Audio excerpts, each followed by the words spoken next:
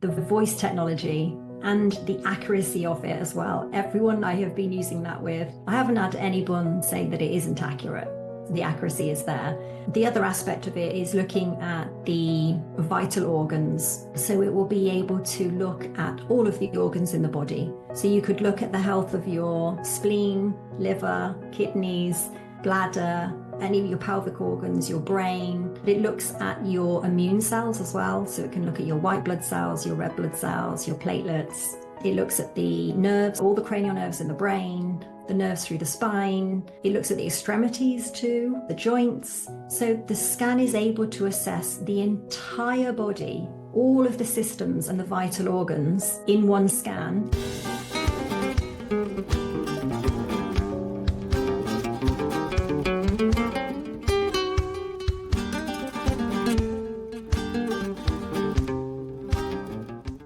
I am Michelle Davies, and I work in private practice in London and Herefordshire. I'm a brain care expert, and I use cranial osteopathy combined with energy healing to bring about healing within someone's body, mind, spirit. I'm an author. I published 2 books, Mental Clarity and Miracle Worker, and I use biofrequency healing and scanning. That is what we thought might be interesting for the listeners today. If we talk about frequency and energy and this AO scan technology, which is incredible because we've actually now got something that is measurable. We can use technology to measure energy and then provide solutions for patients wanting answers to their suffering. Yes, I'm excited to talk about this subject with you. Let's start off with defining what frequency is. Many people vomit this word out without understanding its true meaning. It's energy, it's vibration, it's a movement, because within every single cell of the body, we have this frequency, which is this vibration. It's a movement, it's a pattern of movement. It's also an intelligence. Every single cell has its own intelligence. Each cell communicates with another cell throughout the entire system. That's how I would explain it. That's my understanding. If we look at the landscape of health assessment, we've got conventional medicine on one side with its blood tests and imaging and symptom-based diagnostics. On the other side, we have approaches like biofrequency scanning, and these seem to represent fundamentally different paradigms for understanding the human body. How would you characterize the core philosophical differences between biofrequency-based health assessment, conventional medical diagnostics? Interestingly, MRI scanning uses a type of quantum physics, and this AO scan technology is using quantum physics. We tend to find that it can be useful to use both. So you could be using medical tests like blood tests, X-rays and MRI scans. Then you can use the frequency scanning because you will be able to build a better picture sometimes. You can see the overlap or what traditional medicine isn't picking up on because possibly the problem hasn't reached a stage yet for the medical profession to diagnose it. Often the biofrequency scanning picks up on things before they've been diagnosed. So it's like the frequency, the energy, which is going to become an issue if it's not addressed. It's much more subtle. It's the very subtle energies it's picking up on, rather than when the medical profession investigate us, it's quite big, gross in a way. It's very structural in a sense. It is different because this is the energy of every cell and then the accumulative effect of that energy within the body. It's the communication between the cells. It's not to say one isn't necessarily better than the other, but you can use all of the testing at your fingertips.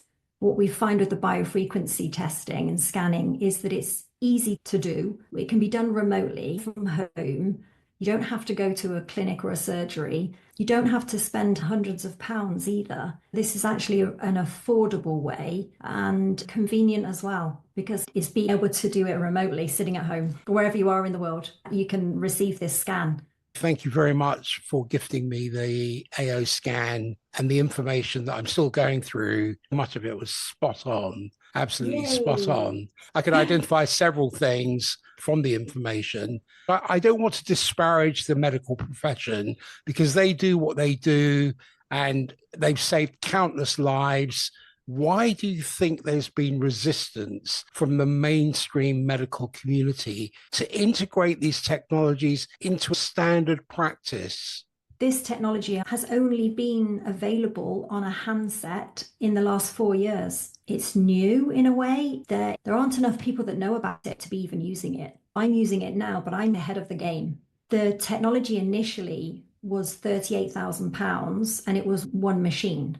That was maybe 15 years ago or so. It took the owner of the technology many years to create that in the first place. Then only in the last 4 years has he been able to have this technology for us that we can access it from our mobile handset with the same accuracy to be able to make it affordable for people like myself to access the technology. There are people all over the world using it, but we would be a small percentage of people. It hasn't yet reached the medical profession. It's not even on their radar to be considering it. But I try and talk about it as much as I can wherever I go with medical people. And they have acknowledged that it is, like, they'll say to me, that's the future of medicine. But it's very difficult for them to find the time to spend even just accepting the report I've gifted you, because it takes some time to go through it, read it, absorb it. And if you want to use it as a practitioner, then there's some training involved as well. It's just not out there yet. It's very special. It's incredible. But again, it's one of these subjects that the medical profession don't usually talk about because we're talking energy. Most of us who talk about energy, we just sound like we're a little bit nuts because it isn't really the mainstream, is it? A couple of days back, I had a guest who's an oncologist, a professor, and he is introducing spirituality to the medical profession, to the interns, and talking about the soul, frequency, vibration, and energy. There is this shift that is happening in terms of reforming the way we look at illness. My perspective is that prevention is the cure. Whilst conventional medicine excels at crisis intervention and disease management, and alternative approaches might offer different strengths in prevention and wellness optimization, how does the information from biofrequency scanning potentially shift our approach from treating illness to preventing it? Yes, it will be used by more people in preventing these problems because we have a health crisis. If only people could take more responsibility for their health, it would reduce the crisis. And a lot of that comes down to knowledge. People are not aware there is something that's different and alternative to the medical system. It's like new technology now that we can access, but actually the history is very long. Sound therapy and chanting and particular frequency noises for healing has been around probably for centuries, and it just hasn't been adopted in this way. But now in the last 4 years, we've been able to use this in a form of technology, which brings it into modern day. It's going to be really difficult to deny, especially the results we're receiving. I've used it over the last year with myself, my family, my friends, and my patients. I used it a lot myself first to be convinced of it because I wasn't sure. I didn't go into it thinking I'd be using it now in business. I've had so many reports to me of its accuracy that it's undeniable. I now rely upon it as a go-to because I do hands-on healing therapy and cognitive work with people. I've got my books, podcasts, and virtual consultations. But now this is forming part of my daily work in using the scanning because it can aid me helping that patient reach a higher potential. Can you explain a little bit more about how the data from biofrequency scanning might give us insights into the body's subtle regulatory systems that aren't typically assessed in routine medical checkups? One of the parts of the scanning is the voice analysis. That's amazing because most of us don't really think about it in this way. But when we speak, the tone that we speak at is actually resembling what emotional state we're in. That is then giving us information about the state of our organs and systems in our body.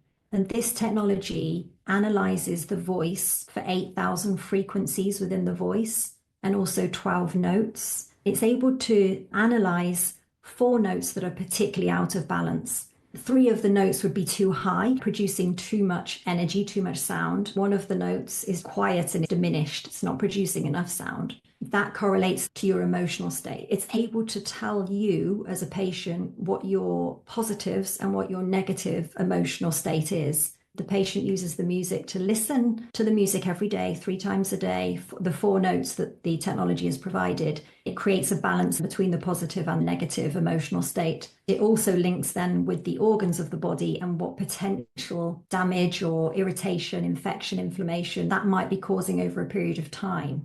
If you stay and remain at the same frequency and it's low frequency, it tends to drive illness, disease, suffering, and lack. So the music, by listening to it, it's about raising your vibration, raising the energy, the frequency in the cells of the body, which then actually make you speak differently. I've had patients that say to me, their voice is different, which is incredible that they've been able to pick up that themselves. So that's extraordinary. The voice technology and the accuracy of it as well. Everyone I have been using that with, I haven't had anyone say that it isn't accurate.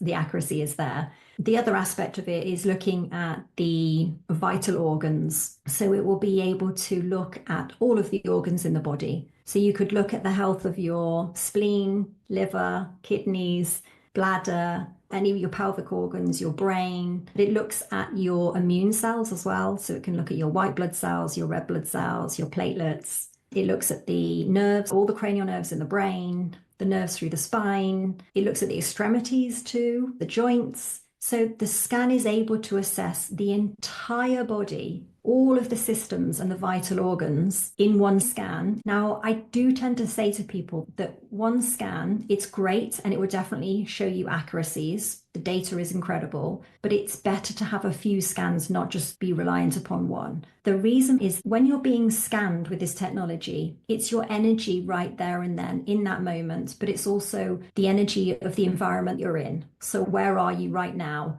Who have you spent your time with? What have you been eating and drinking? Because it also picks up on food intolerances and sensitivities as well. Also smoking and drinking. It looks at metals and parasites. Depending on where that person is, the scan will be at that moment in time. That person could run a scan and they're not even at home, for example. They're traveling or they're at work or they've been around people that are smoking and drinking. It's better to run maybe 4 scans over a few days each, few days in between, and then look at all 4 scans and take an average, because if something has cropped up across all 4 scans, that's pretty accurate. We never say it's diagnostic because we can't. It isn't diagnostic. Mistakes are made. Even in the medical profession, they realize that when you do an MRI scan, it can show positive and negative results, but the patient isn't even aware. I've looked at lots of MRI scans and x-rays with patients. I've seen many x-rays and scans which potentially look horrendous. And then you've got the opposite where the patient is complaining of so much pain and there's nothing at all on the scan that shows. We understand this in conventional medicine. We have to understand it too about the biofrequency, that there is going to be not 100% accuracy. So we don't say that it's diagnostic, but it is information gathering. Once you gather the information over several scans, you can see if the same parasite, for example, or the same heavy metal organ, chakra or meridian has shown up, then you get the idea that's actually where the person perhaps needs to focus their attention. I think that covers that question. You are standing at the gates of a new dawn of restructuring. There are alignments and energies that apply to collective structures and scientific paradigms and a community approach to well-being. We can see structures crumbling all around us. We live in England. You can see the NHS. It's facing a sustainability crisis. Many small networks or facilities are closing down or being absorbed into larger systems. In technology, we're experiencing user exodus and trust crisis. In scientific institutions, they're experiencing internal transformations, such as the divide between physics and consciousness studies, which is beginning to dissolve as quantum approaches gain mainstream acceptance. Look at religious institutions and banking. These structures do not come down all at once, but they do expose their deepest flaws. You are a pioneer of the future, not a prisoner of your programming or the collective programming. You're trying to pioneer something and get that into the mainstream in some way. The more people that know about it, spreading the word, which is why I do these podcasts to encourage people to look outside the box they normally would live inside or look inside, be open and try it, because you don't know until you try. Then it's easier for someone to take the next step into trying. A lot of people haven't been encouraged to take responsibility for their health because it has been deemed upon them to go to the doctor. The first thing that someone does is to call the doctor and book in with the doctor. There is definitely a change. I see it with the number of patients I see that will actually come to me now first. There is a shift and people are taking more responsibility for their health because they don't like suffering. They hate it. They don't like how they're feeling. And they're getting to a point where they've exhausted the medical system anyway and it hasn't worked. And they really have to dig deep inside to find the answers themselves. Some of the patients are very frustrated by that initially because they haven't needed to do that before. They are very sick. They're very unwell, or they've got terrible energy issues or mental health problems. I am seeing people take much more interest and responsibility in their health and participate in their health journey rather than leaving it to somebody else or leaving it to medicine. You can actually imprint your water. You can use homeopathic remedies and all manner of salt and flower remedies. You can then imprint your water or your jewelry with the frequency you need for that remedy. Also for supplements, it does the same thing. It's huge. And I've only been using it for over a year. I'm still a student. I'm still learning myself. I'm happy to acknowledge that. I haven't got all the answers, but I'm doing my best to learn more about it. I do use it to imprint my water because it will scan what I need, and then I will imprint the water and I'll imprint my jewelry. Or if I want more confidence, for example, I could imprint confidence into the water or jewelry. The technology will also scan me in that moment of time for what I need. Your cells know what you need. It's able to analyze that. Somehow it's able to analyze the cells in the system. What does your body need? What do your cells need? The amount of people I've used it on who tell me how accurate it is, as well as myself, the belief comes because of using it and seeing the results. I think it is hard to believe in something unless you've witnessed it. Try it, witness it. You see it enough times, it becomes a belief, doesn't it? You've got to embody it. You've got to have a visceral experience of it. Otherwise, it's academic. You reminded me of a lady in Australia who imprints water with thoughts and freezes the water, and it comes out with a symbol. Have you heard of this?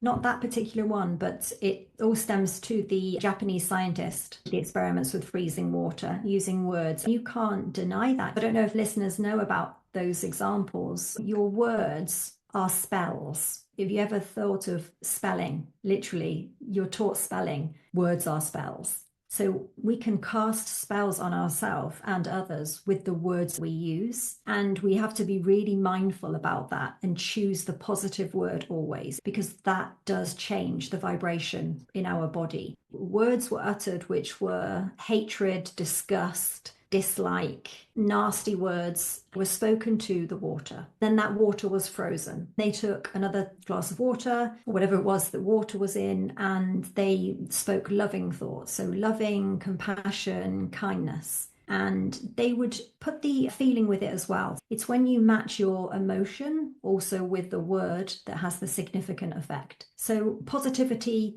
was one lot of water, negativity was the other, and then they were frozen. When they looked at the structure under light, maybe microscope, they were able to see the structure was disordered and chaotic and ugly with the words that were utter hatred to the water. The water that heard good, loving words created harmony. It was beautiful, patterned, organized. It wasn't chaos. It was the opposite. They could see in this experiment how important it is, the spoken word. That's why we say your words are spells. So be really mindful about what you're saying, what words are coming out of your mouth. The words that come out of your mouth usually are because of what have you been thinking about. It starts first with the thought. So to be mindful of every single thought that you have. You can imprint your own water at home without any technology at all. Before you drink your glass of water, you just send the water love or compassion or kindness or empowerment, vitality, energy, whatever it is that you want from the water, and then drink it. It's like you are imprinting that water with what you need. And it's more likely to happen because your body is 70% water. It's not just that one experiment. They've done this experiment across plants and fruit, like strawberries. And people all over the world are showing these experiments. So again, we know it's true because there's so much evidence of it. But a lot of this, again, is to believe in it, because if you believe in it, then it's more likely also to happen. There's more success if you think and feel.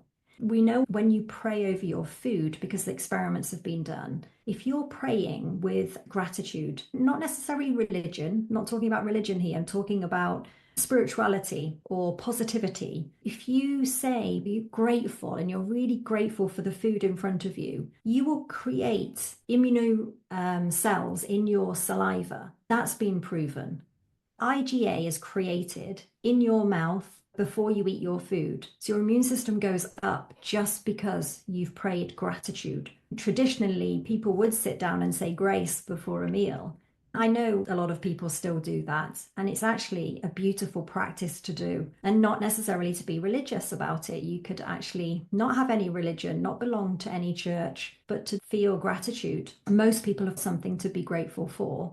If it's been proven to improve your immune system, why wouldn't you do that? People aren't aware of it. Talking about it now hopefully creates an awareness. And maybe one person from this podcast will do that and then have better immune system. Well, you've already got one here. Yeah, right. Change one life at a time. Wow, that was a bit of a mic drop, that was. That's incredible. Words are indeed spells. They're vibrations, they're frequencies. This idea has very deep roots in ancient wisdom and modern science. The word spelling hints at the magical nature of language. When we spell a word, we're actually casting a vibration into reality.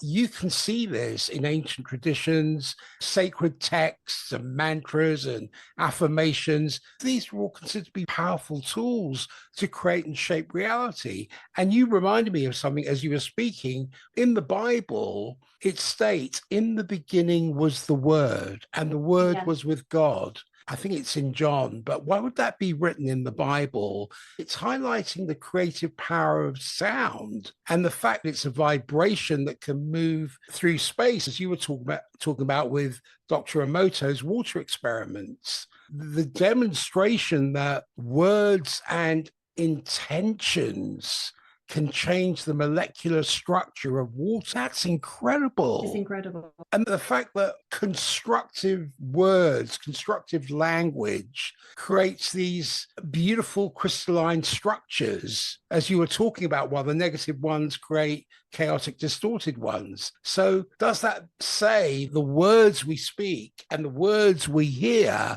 directly affect us at a vibrational level? I'm sure every word carries a frequency that can be measured. You were talking about gratitude, love, and peace, the high vibrational words that uplift emotions and health.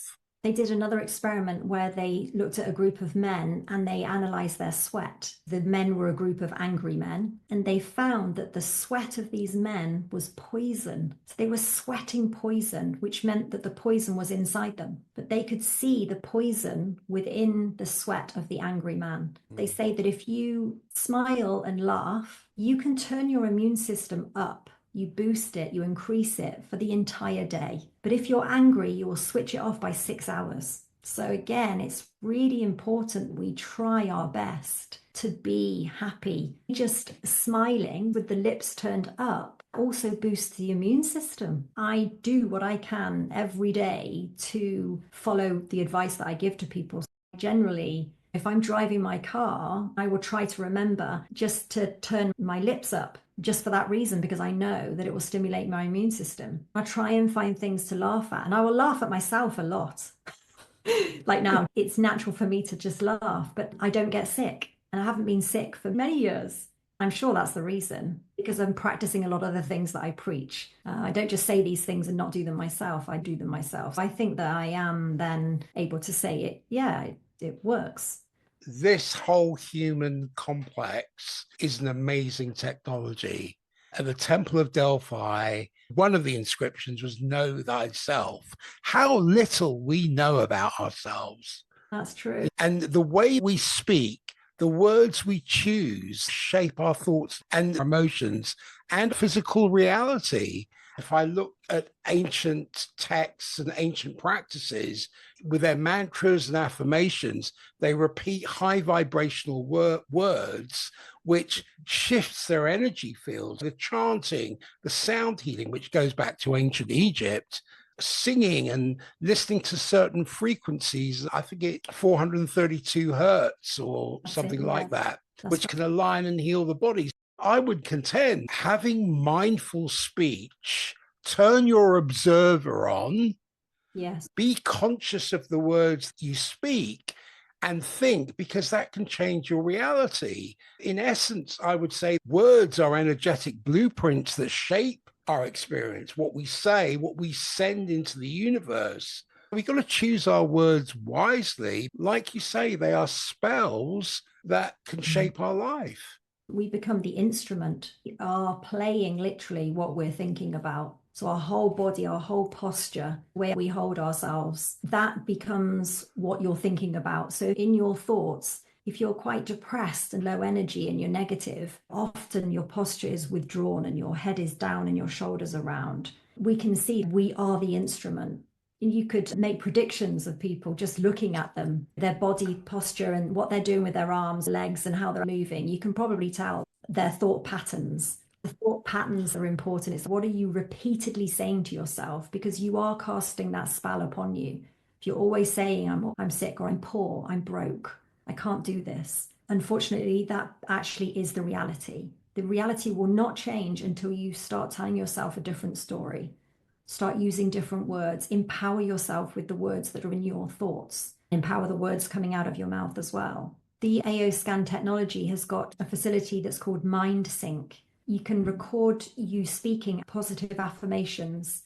It then matches it with the frequency of the spoken voice. So it's still looking at the frequency and it matches that. But it also increases the sound, the frequency by 8 hertz. And apparently when you raise your own frequency by 8 hertz, it puts you into a different brainwave pattern, which enables you to really feel it.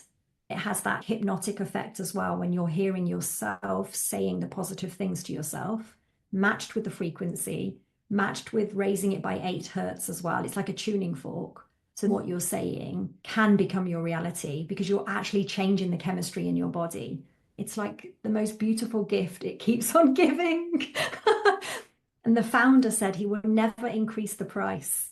He said he will keep it the same, but all he will do is keep adding and adding value all the time. I've seen that over the last year. He keeps adding value. You think, when's the price going to go up? And it doesn't. He wants to heal humanity. He comes from very good energy, very beautiful.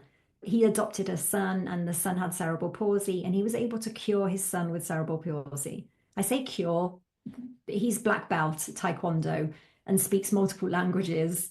So I don't think he's got very many limitations upon him from what I'm aware of. And he wants humanity to be lifted, to raise the vibration across the world. That's why he's asking people like myself to use it. Spread the word, get people using it, experiencing it, and help them raise their vibration so they can take themselves out of being sick, unwell, fatigued, poor, broke, because all of it means the same thing. If you are on a low vibration, generally it's going to affect your income as well, because your income is your comfort zone. It's hard to step outside of your comfort zone if you're feeling sick or low energy, and that then is your income, isn't it? Because you haven't got what it takes to earn more because your energy is so low, because your vibration is so low. So what you find when you start raising your vibration, you don't just improve your health, you actually improve your prosperity and your abundance. You attract more and then you can give more. Money also is energy. That's all it is. It's the tuning fork principle. Tuning fork principle, yeah.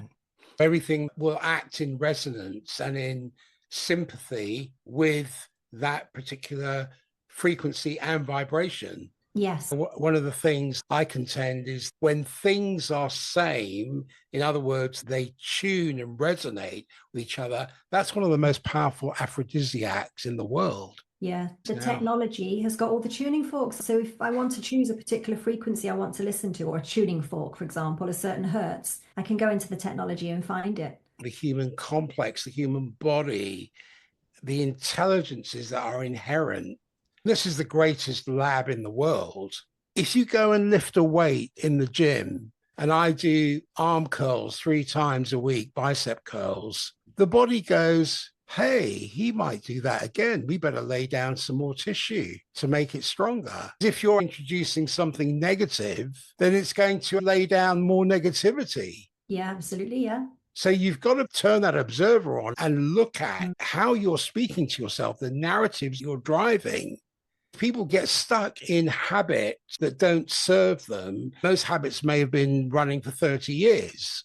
Then they flare into an initiative to step out of their comfort zone or find a new way of doing something. We see this at New Year's. I'm going to go to the gym. I'm going to lose weight. I'm going to quit smoking. So they move from habit, they flare into an initiative, but they get caught in the rocker bar of over and under compensation because habit reclaims them. Then they try another initiative, then habit reclaims them. That seesaw effect is wearing down their nervous system and causing burnout, as distinct from saying, what I might need here is a line of purpose and new knowledge, not to be promiscuous and go from one therapist to another therapist. We see this with the weight loss industry. It's a billion-dollar industry, but the recidivism rate's 95%.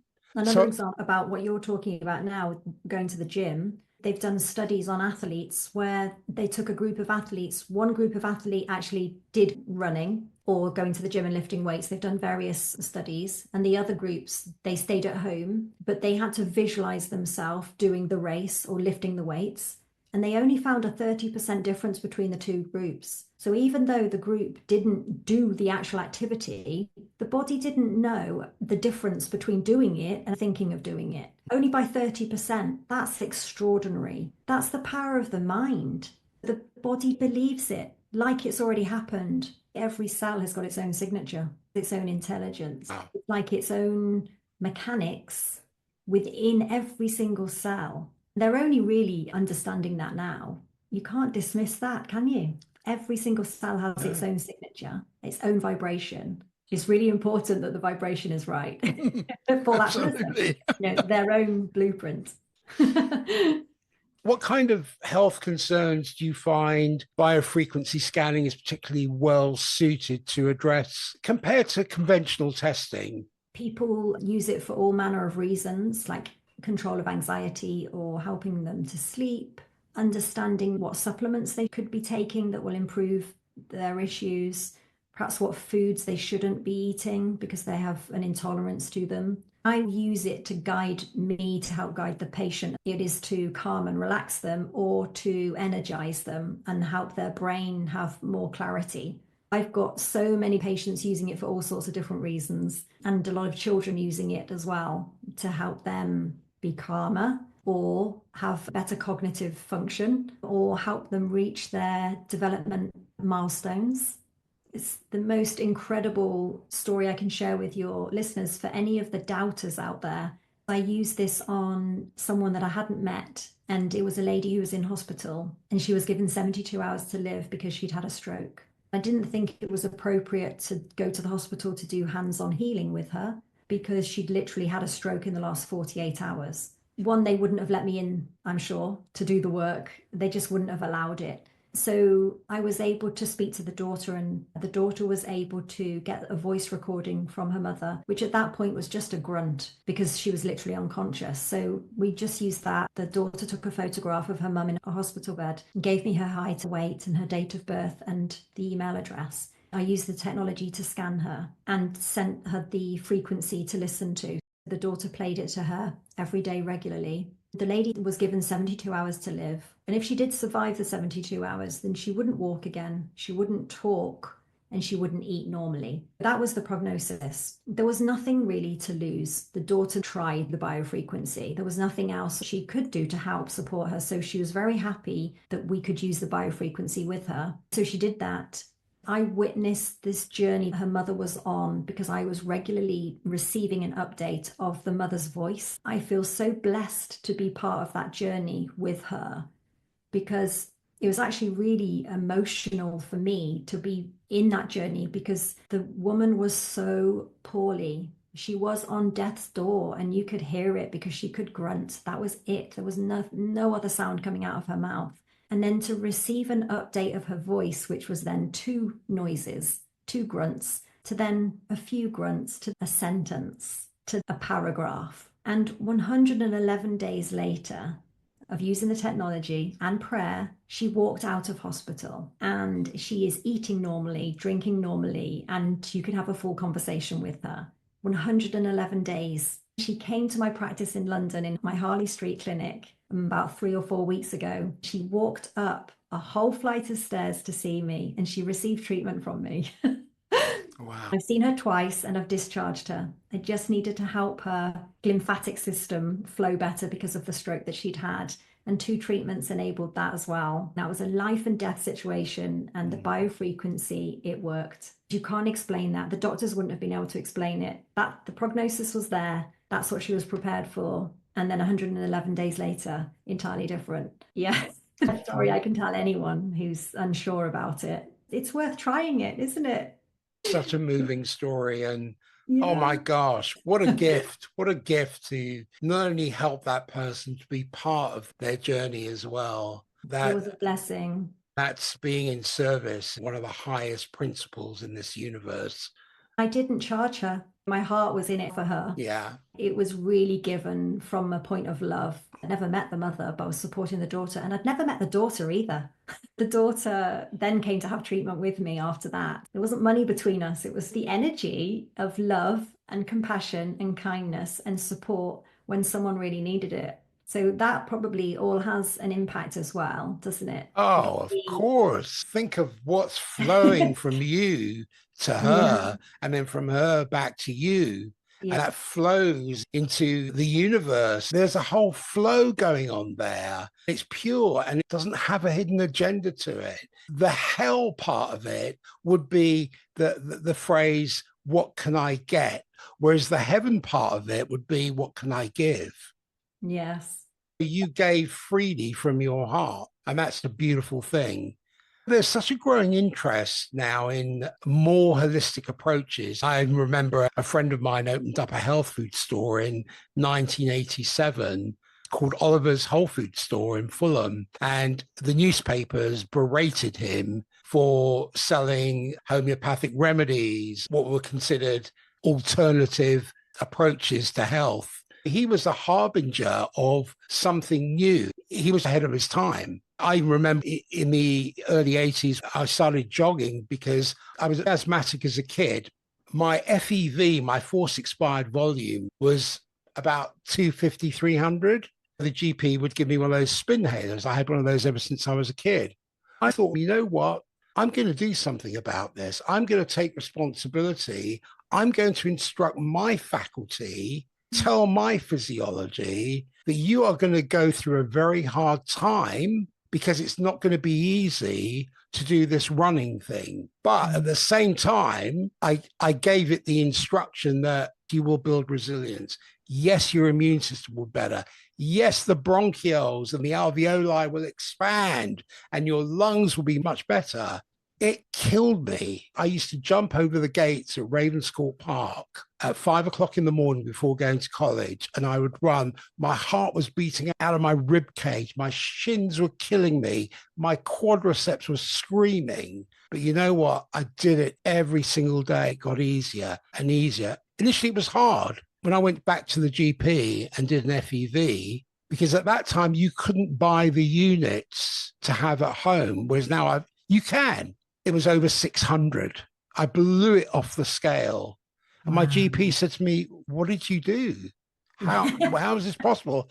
I said, to be very honest with you, by not following your advice. Because to me, it was about look, I'm been given this temporary appearance, this human body for a certain amount of time. It has come into this world with certain things that need addressing. I think that's more to do with your soul and the challenges that you have to face in your life. That's a whole other story. But instead of going to a mechanic and saying, fix me and not do anything about it, I became my own gardener and my mechanic, because you need both.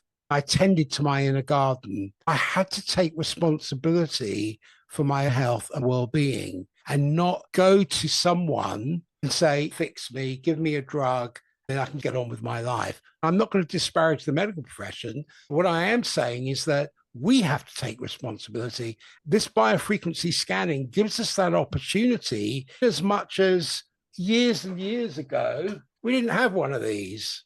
No. We didn't have all this technology. So No. we can use this technology now to help us get more of an individualized and holistic approach to our health. How does biofrequency scanning potentially reveal connections between seemingly unrelated symptoms or body systems that might be missed in a more specialized medical approach? Unfortunately, in the medical profession, you go to see a hip surgeon or a knee surgeon or a back surgeon or a cardiologist or an ENT specialist. There doesn't seem to be one that deals with the whole body, and the biofrequency deals with every cell in every structure of the body. We know it's an interconnected system that has its limitations. If we work within the frameworks of what the body can do and explore that rather than exploit it, we can start to find new approaches. Health care approaches are often evaluated through different types of evidence and regulated through various frameworks. How would you respond to the critique that biofrequency technologies haven't gone through the same rigorous clinical trial processes as conventional medical devices? Yes, that's why they would say it's not diagnostic. We can't say that because it isn't. It's interesting, the whole scientific world where you need to have randomized control trials. A lot of the science depends on who's funding it and what results they want to get out of the experiment. It's not actually to do with the truth. It's manipulated. How many people really would want the biofrequency to be a success? Or how many people would fund the randomized control trials to show its success? Who does that benefit? It is not going to benefit the pharmaceutical industry. Unfortunately, the pharmaceutical industry has the monopoly over everything, the media. It's not in the best interest for the corporations, for the commercial world to do the trials on the scanning. That's my opinion. There's a fine line between facilitation and manipulation. What I see in all kinds of media, there's a lot of manipulation going on as distinct from facilitation. We can facilitate love, gratitude, kindness, and prayer. That goes a long way to exploring new possibilities for health, for well-being. Many people are walking around vertically unwell. You don't have to be horizontal to be unwell. No, I read somewhere that you go into hospital horizontally unwell and you come out vertically unwell. I can't remember where I read that, but I Love thought it. that was funny. That's about right. There's no money in people being healthy. There's lots of money to be made out of people being sick. And biofrequency has the answers for people to be well. It takes money out of the pharmaceutical industry pocket. So they won't be backing it. They won't be encouraging the use of it because we get people better. The same as osteopathy. Osteopathy is what I've been practicing for 27 years in private practice. It dates back to 1874. But how many people like myself do you know about doing all the healing work that we are doing? We can't even get into the local press to tell the amazing stories we've got. They won't publish the articles. They're happier to write something negative, disempowering and unsupportive than to write a success story. That's one of the big problems. Do you see a path towards a greater integration of biofrequency approaches with conventional medicine? And if you do, what do you think that would require? Destruction of the pharmaceutical industry. I'm not sure that's going to happen. I think probably the people have to change. We have to change at our level because we've got the power within all of us. They are actually the minority. So we need to be encouraging its use more because if more people use it, more people see the value of it, more people start healing, raising their vibration, they're awakening, they're ascending, then there can be change. It starts with us. It starts with our thoughts and our mindset, making a shift, being open, and taking responsibility. It will come down to the fact that it's not going to make money for the elite of the world controlling and manipulating. There's not going to be any money for them in it. I'm not sure it'll ever change. Oh, I think it will. Your background is scientific as well as holistic. You are merging science and spirituality. People have different associations with spirituality, but you're bridging that divide because people like this lady who was liberated from the shackles of her illness. That's truly spiritual. The love, the gratitude, the fact you didn't charge, the fact that she's left with higher vibration. She's got a practical toolkit of understanding about her well-being and how she can move forward with her life, irrespective of how many years she's got left. The quality of her life has changed. That is her soul evolving. You've helped evolve her soul. That's huge. Yeah. That is absolutely huge. It's huge, yeah.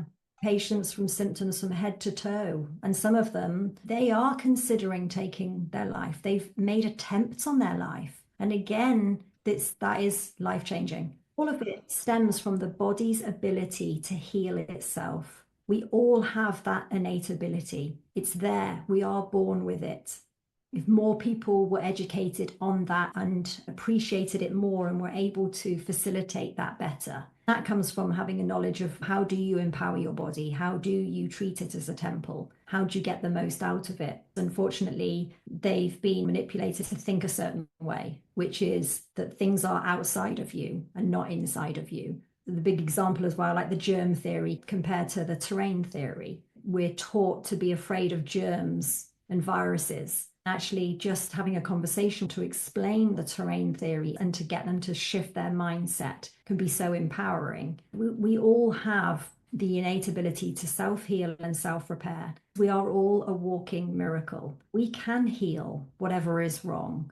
Sometimes there's limitation because people haven't got the knowledge, they haven't got the ability, or they haven't got the finances, they haven't got the environment to support them in their journey of healing. If you have all of that, you can heal. It's available for everybody, but you have to have certain resources. Inside us, we have the ability to self-heal and repair and harmonize. Osteopathy has been around since 1874, and it's all about the body being able to self-heal and repair. And the spiritual side is part of osteopathy, but it was removed from the education system. I studied it as a degree for 4 years. The founder of osteopathy would say that God is the father of osteopathy. Osteopathy is God's child. He talks openly in his autobiography about his spirituality and his connection with God and how the body self-heals and repairs. That hasn't been taught through the training. So I've had to find that myself. A lot of us who've graduated, we step into that. It's in us to use it, but it's been almost removed because we haven't been taught it. So you have to find your own way. It is, in essence, it's part of osteopathy. So it's a long time back. In effect, you have become an agency of amplification for God's work through the healing you do. That's true, yes.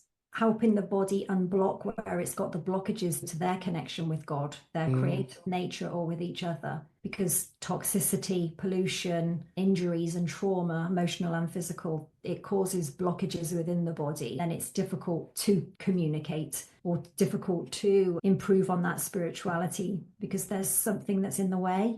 Biofrequency enables that blockage to release because you're being able to break down that obstruction or infection or inflammation. The same as the hands-on work, it's similar, that it's changing the vibration, it's changing the energy within someone. So they not only heal from a problem, they also become more spiritually connected as well. Some people just come for that reason too, or they'll use the biofrequency for that reason. They don't actually have a physical complaint, but it's actually that they want more spiritual connection and they want to feel more connected or they want to feel more grounded.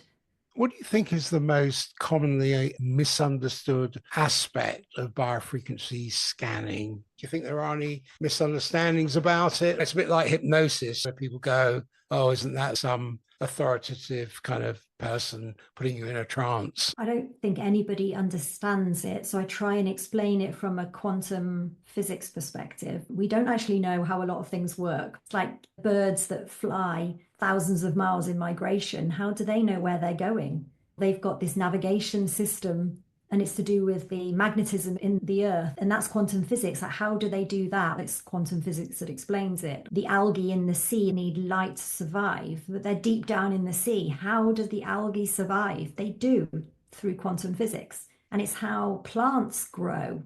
Plants will take the light and then create energy from it. But do we understand actually how they do that? Not really, but it's quantum physics. It's the name for quantum physics that explains it. It's the same with biofrequency. That's how I try to explain to help someone understand that there is a lot that we don't know. How does a sperm and an egg unite? And 9 months later, you're delivering a baby into the world fully formed. It's a miracle. How does that happen? There are things you can't explain. Like, how do we maintain our body temperature? How are we breathing right now? We know the anatomy and the structure, but like when you see there's so much that you can't explain that it's the miracle. I see that biofrequency scanning is based on the premise that all cells and tissues in the human body emit specific electromagnetic frequencies, like your aura does. From what I was seeing in the scan you gifted me, it can detect abnormalities in certain frequencies that can look at the potentiality of various health conditions, imbalances, or deficiencies. And things like food sensitivities, detecting those, or allergies, pathogen identification, parasites. There's a fundamental premise here that our cells emit measurable specific frequencies that correlate with health conditions that haven't been validated by mainstream scientific research. But at the same time, there are many therapeutic benefits from the treatments that are based on biofrequency scanning. Everything is energy, and all of us are working with energy all the time. I've had acupuncture this morning. That's using needles within my body from my head to my toe to help the energy flow through my body better. The scanner will check my meridians and my chakras every day. I can keep a track on that and I can use it as frequency healing. But I still like to see Julia every 6 weeks or so. I just like to experience the treatment. It can hurt, it's tender. I suppose I also like the connection with her as well. Like we talk through the appointments. And she's able to measure me in a different way because she's got an accugraph, which measures my chi energy. That's different. It's an opportunity for us to share and talk and her to release these meridians, the energy pathways through my body. She might make suggestions. That's just part of me looking after myself. That's energy work. All of us are working with energy. All the time. Of us are attempting to raise people's energy and get the cells communicating better with each other. Then there's order out of chaos. You're working with an infrastructure that facilitates a homeostatic balance whereby these frequencies, these energies can thrive. Where can people find you? I've set up a new YouTube channel where I've been posting 3 videos a day to help inspire, educate, and empower people. And that's Healing with Michelle Davies. My website is worcester-osteo.com. My book is Mental Clarity. That's on Amazon. The other book is Miracle Worker. That's also on Amazon. But my website, the worcester-osteo.com, that's got most links to my various other sites, all of my social media channels, which I'm new to. I've only been on social media for about 4 or 5 months or so, but I'm enjoying using that as a platform to reach people and empower people. So those are the places to find me. Do you have any passing words at all? Yeah, the best thing for people is to listen to the whispers of your body before they become screams. If you notice anything is not right, any symptom, listen and take action. Even if you take small action every day, but resolve the problem that you've got, because if you don't, it becomes bigger. There are many different ways of finding support, but also know that you have an innate ability to self-heal and self-repair. You were born that way. So take the power back into your own hands. Michelle, thank you so much. In this conversation, what you've shown us is that we don't have to be prisoners of our past programming, and change can happen quickly and profoundly when we approach it in the right way. I love the work that you're doing because your work's changing lives. I'm really grateful you shared it with us. Thank you very much for having me on the show as well. If I can change one life, I'd be really happy. I appreciate this time with you and with your listeners.